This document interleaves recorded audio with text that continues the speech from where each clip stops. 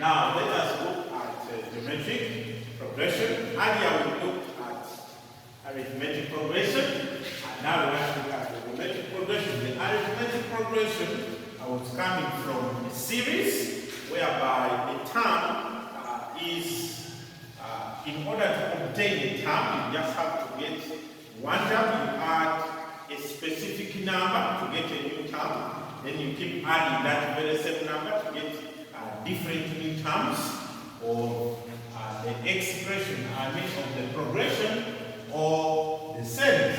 Now, in geometric progression, the series are different. The difference here comes in such a case. Look at this series here of terms 2, 6, 18, 162. If you were in primary and they asked you, what do you see any common difference here? When you look at the common difference here, it is 4, but here it is below. Look at this term here.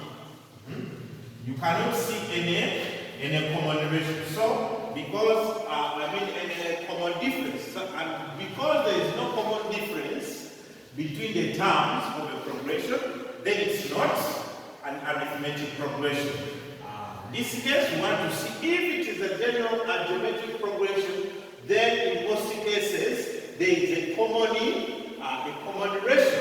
I.e., if you get a ratio, when you get a number, when you divide it by a previous number, in this case, if you get 6 divided by 2, you get 3. If you get 18 divided by 6, you still get 3. If you get 15 divided by 3, you get 6.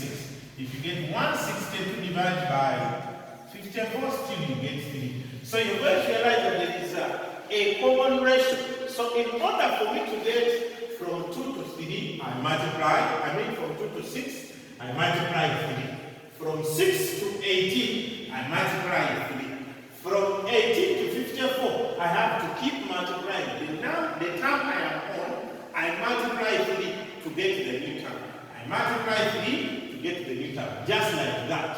And that's what we call a geometric progression. So basically, for an arithmetic progression, in order to get a new term, you have to add what we call the common difference. But in this case, for geometric progression, instead of adding, you have to multiply by a specific number, which we have actually called the common ratio. So we're saying that the ratio of one term over the previous one is, we have denoted it as R, but we're going to call it the common ratio, such that when you look at any two successive numbers in the series, if you divide one by its previous, you will get the same number, which in this case is 3.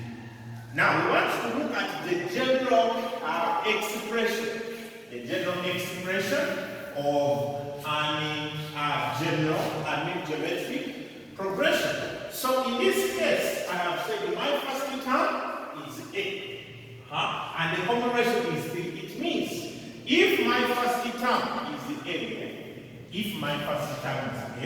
then to get the next term, I have to multiply it with R, my common ratio. Just like here, the common ratio was 3, so I have to keep multiplying by 3. So if I multiply by my common ratio R, here it will be AR. If I multiply, this will be the second term. If I multiply again R here, it will be AR squared. If I multiply R again, it will be AR cubed. So it continues. So basically the terms of a geometric progression have this kind of format, that if you divide the second by the first, you get R. If you divide the third by the second, you still get R. The question is, what will be the nth term and how will it be looking like? So if this is my first term, this is my second term, this is my third term, this is my fourth term. What you get from n and the term. So if this is my first term, there is no r, or you can say it is r power 0. So we are going to relate the power of r and the n here. So if you look at this, this is 4, this is 3. This is 3, this is 2. This is 2, this is 1. It is more like we are getting, if you want to get the power of r, you're going to get n minus 1. You see that? So this is going to be 4 minus 1. So r, power 3. If I want the fifth term, okay, if I want the fifth term, so it's going to be AR 5 minus 1, which is actually 4. So that means our general term, our nth term, if this is my n, my general nth term is going to be AR n minus 1, n minus 1. Such that the nth term, of a GP, the nth term of a GP, UN is always equal to AR power n minus 1. So this is my GP. That's the general expression of the GP. And the nth term UN is actually AR n minus 1. Are we together to that level? Now, let us look at the sum. Let us look at the sum of a GP. The sum of a GP. We can also call it as what? As N. The sum of the GP. How do we get the sum of the GP? Of course, we are just summing the terms of the geometric progression. So, in that case, my Sn, I'm going to sum any term. So the first term is A, the second term is AR, the third term is AR squared plus. So it's going to be plus up to AR power n minus 1. This is the nth term. So I am summing up to the nth term. So this is the sum of a GP. But now this expression, you cannot use it to calculate anything because it will be so bad for you and it will not be user-friendly. However, if I get this same expression, I multiply with r, what will I have? I'll have Rsn. So I want to multiply r here. So this first term, if I multiply by r, I will get AR, allow me to write here, AR. So if I multiply R here, I will get AR squared. If I multiply R here, I will get AR cubed plus. If let's say I elevate this, this one was minus 2, then AR n minus 1. So this was my n minus 1 term, right? If this n minus 1 term, I multiply it by what? By r, I will still get this AR n minus 1. Then the nth term, I'm going to multiply AR n minus 1 by r, I will get AR n minus 1 now plus 1, which will actually remain AR. So if you get this AR n minus 1 times r, you will get AR power n. Remember the laws of indices where we say if you have the same bases, you add the powers. So if I multiply this by r power 1, AR n minus 1 times r power 1. So I'm just going to add the powers and I remain like this. So basically, when I get the common ratio and I multiply with this, I get this. Now I want to subtract and see what I will come out with. So if I subtract here, I will end up with Sn minus Rsn is equal to A minus nothing, so it will be A, but this one will cancel. This one will cancel, this one will cancel, these other terms in the middle will cancel, even the last term will cancel, but this one will not cancel, right? So there will be a 0 up here, minus A R power A, which will actually be minus A R power A, minus A R power A. So I have an expression SA minus RSA is equal to A minus AR power A. Let me see if I can factorize and come up with a meaningful expression.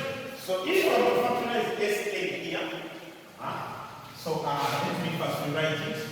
SA is equal to SA minus RSA is equal to A minus AR. So if I factorize out SA, here I mentioned 1 minus R is equal to this I factorize out A into 1 minus R power A. So in that case, I can take Sx the subject, Sn the subject, by dividing by 1 minus R, both sides, 1 minus R, such that Sn is equal to A into 1 minus R power N over 1 minus R. Is that okay? So for any any term, which is AR N minus 1, the sum of the n terms are A into 1 minus R power A divided by 1 minus R. So I'm going to keep these ones in the bracket because they are going to help me in following questions. Now, the value of R matters a lot. The value of R matters a lot because if that R then is positive, if the R is positive and its magnitude is greater than 1, then it means that this series is going to keep on becoming big as it becomes big. Because as you can see, that R is gaining a bigger power as you continue. You see that? ARN minus 1. So if this goes up to infinity, this will be AR infinity, because infinity minus 1 will still remain as infinity. So it means that this series will be divergent. It does not have any specific number, it is infinity. You see that? However, if this R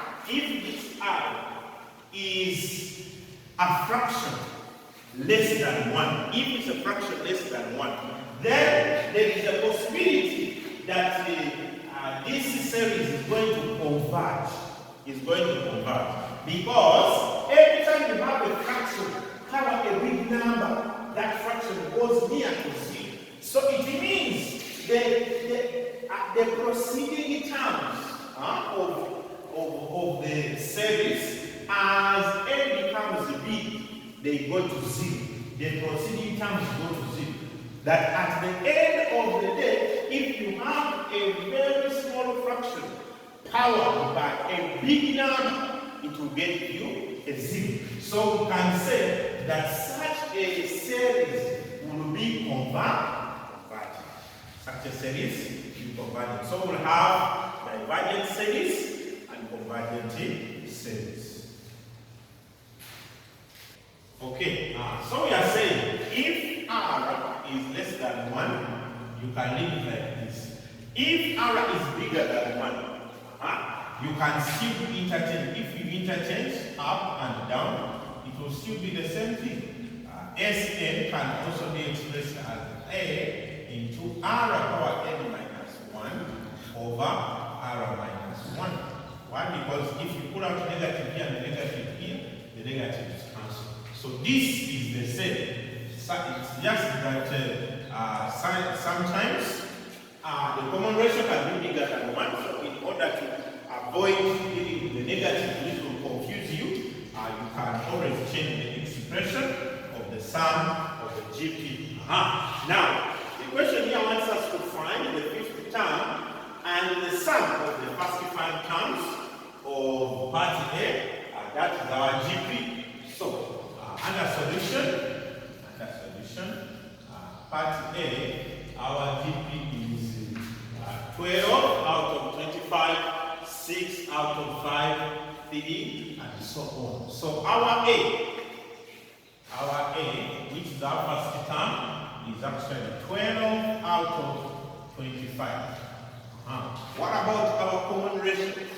Our common ratio, we just get any term divided by the previous term. So in this case, I can get the third term 3 divided by the second term, which is 6 out of 5. This is the same as 3 times 5 out of 6 times 5 out of 6, which is actually 2.5. Which is actually 2.5. Or I can choose to ignore the decimals, and I use 5 out of 2. But it is all the same. So, how do I get the fifth term then? Since I have my A and R, I know that my nth term is actually AR n minus 1. So if it is U5, it is going to be A, which is 12 out of 25, times our R, which is 5 out of 2, into power n, which is actually 5 minus 1, which is 4. 5 minus 1, which is 4. So in that case, I can use the calculator here to get the answer. So the answer is 75 out of 4. The answer is 75. So the fifth term is actually 75 out of 4. Let's look at the sum of the first 5 terms according to our expression. It is A into 1 minus R power A divided by 1 minus R. So I can take this since our R is bigger than 1. So it's going to be A, which is actually 12 out of 25, into R, which is 5 out of 2, 5 out of 2, power n, our n is 5, minus 1, out of R minus 1, which is 5 out of 2 minus 1. So we're going to use the calculator here to get the answer. Here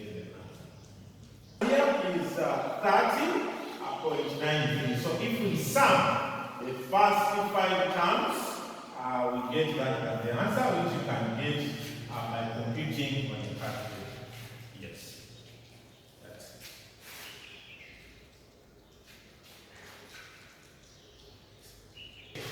Now, part B, the GP in which A is 27 and R is 2 out of 3. So part B is so simple. We already we did not have A and R for part 1, so we had to calculate it. But we used them to get UN and SN. But in this case, they have been given clearly. A is 27, R is 2 out of 3. So if you want your UN, you are going to just substitute in our expression. So you get U5, N is 5, you just substitute there. Then S5, you are just going to substitute in this expression. The first one, since R is less than 1, we're going to substitute here A, and there R, of course, N in that case is 5. You are able to get the answer there.